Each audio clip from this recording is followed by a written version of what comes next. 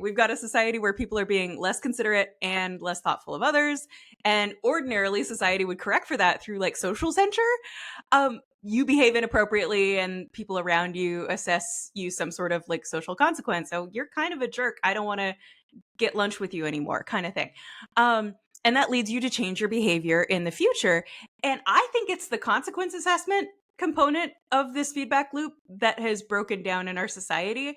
And it's broken down at the highest levels of society, and that also kind of causes it to deteriorate at just the level of interpersonal interaction or an Yeah, interaction in your community. there are like social psychologists and like political psychologists who have looked at sort of like Donald Trump in particular creating like a permission structure essentially Mhm, for mhm, people to act like assholes, for lack mhm. of better terms.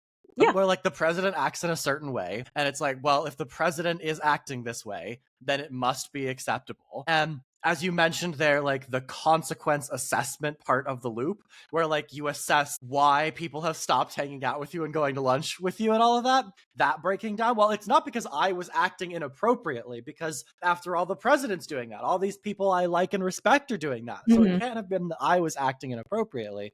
It must be that the consequences themselves are unjust. And so I don't need to change my behavior. Yeah, and you see someone like, do you remember Joe Wilson, who was, I believe, congressman from South Carolina, yelling "You lie" at President Obama during his State of the Union?